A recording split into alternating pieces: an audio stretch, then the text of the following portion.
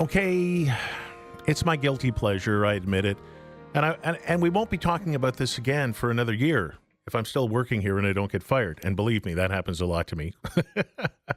The Bachelor finale, I watched it. Okay, there, I said it. It's my guilty pleasure. Ari, oh, you made every single guy on the planet Earth look terrible. So Ari proposes to Becca and gives her the ring. And you know what? That's it. It's going to be a happy wedding. They're going to live happily ever after, have children, and get a minivan and live in the suburbs, and it's going to be wonderful. Oh, so Ari changes his mind. Oh, nice, Ari. So what's he do? He dumps Becca, and he goes back to Lauren, and his parents don't even like Lauren. Nobody likes Lauren, and he gets engaged to Lauren. You know what? As the host, Chris Harrison, said, it was the most dramatic finale in Bachelor history. Oh, hang on. Jimmy Fallon pointed out that every single finale is the most dramatic finale in the history of The Bachelor. One of the most dramatic and surprising finales we've ever had. The wildest season in Bachelor history. The most dramatic finale ever. Something that has never happened before in Bachelor history. Tonight, it's all going to play out in a way that you've never seen before on this or any other TV show. So, here's what just made me really, really frustrated. And again, I know there are a lot of people out there, and you watch it, you won't admit it. But Ari, he proposes to Lauren, and he does it on the after show, and it looked like an afterthought, and it was just so cheesy. I love you so much. Oh, yeah. And I want to do this in front of everyone because I want to show you that I should have done this a long time ago. So... Please.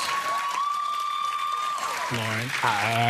Elizabeth Burnham. Air sick bag. Will you marry me? Definitely.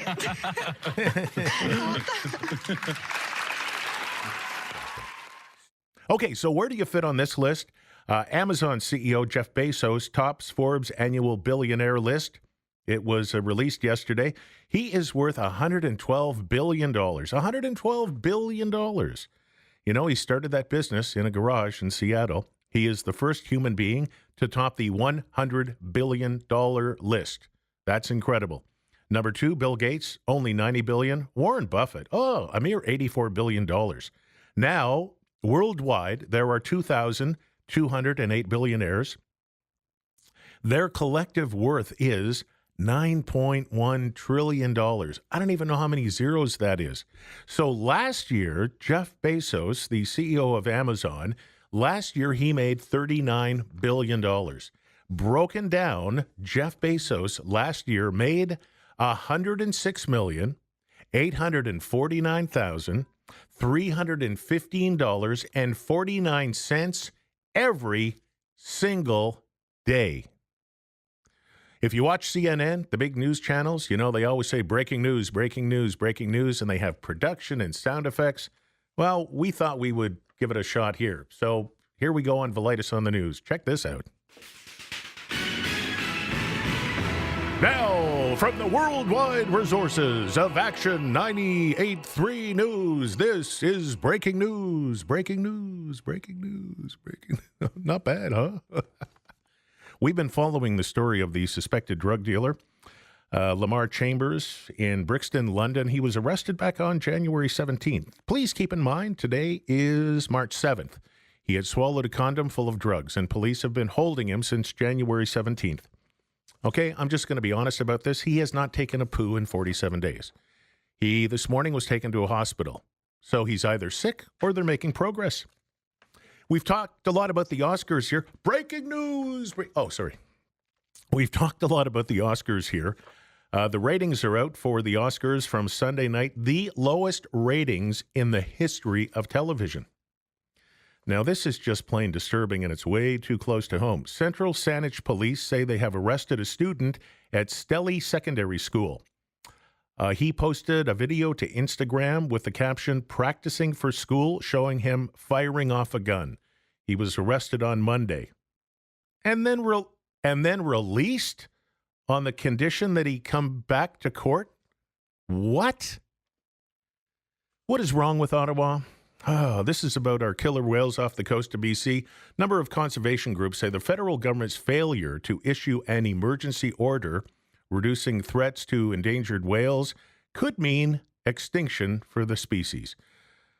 The organizations say that Fisheries Minister LeBlanc and Environment Minister McKenna have not recommended an immediate emergency cabinet order, which would establish things like priority feeding, restricted fishing, reducing speed limits for commercial vessels, and it goes on and on and on and on and on. You know, back in 1993, we had 96 killer orca whales. You know what it's down to now? 76. And Ottawa's not taking action. Loblaws is betting on bugs. Yes, I said it. Loblaws is adding cricket powder to its lineup of PC choices, like as in real crickets. Loblaws says the cricket flour is high in protein and packed with vitamins and minerals. Now, I'm not sure if this is like flour that you cook with or if it's like a protein drink that you drink in the morning if you're on a diet. The company says crickets are more sustainable than other forms of animal protein and require less food and water. The product is listed on Loblaw's website for $15.99, on sale at $13.99.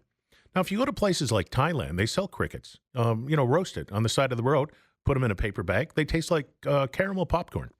So maybe with this stuff, you can make a cricket croissant. Oh, this is just like The Bachelor here. A heartbroken Virginia man is now giving away his engagement ring, and he's holding a contest. The Virginia man is heartbroken, but he wants to give another couple a happy ending. His name is Steve Crocker. He's soliciting stories from couples who want to tie the knot but can't afford a ring. And to the victor goes the spoils. The ring is worth $1,700. Well, that's nice that he's doing that, giving away a ring worth $1,700. You have to go to the Virginian Pilot newspaper. You can get his address, his phone number, and if you're going to get married, you can't afford a ring, well, you go to him. Ooh, this is really cheesy. Well, actually, when you think about it, it's not. Organizers of the Big Cheese Festival in central England have apologized to attendees who went to the event back on the weekend. It was a cheese festival, and something went terribly, terribly wrong. They ran out of the key ingredient they were celebrating, cheese. Also in England, an English pub in a place called Dartmoor has had to cancel a charity snail race. It was supposed to take place back last weekend. It was canceled after unseasonably icy weather made potential competitors too slow to compete. The snails. The cold snap led to a medical problem with our racing snails, said one official. It's called hibernation. When it's too cold, snails go to sleep. And sometimes in the world of snail racing, that's the way it escargots. And that's Valaitis on the news. The late edition.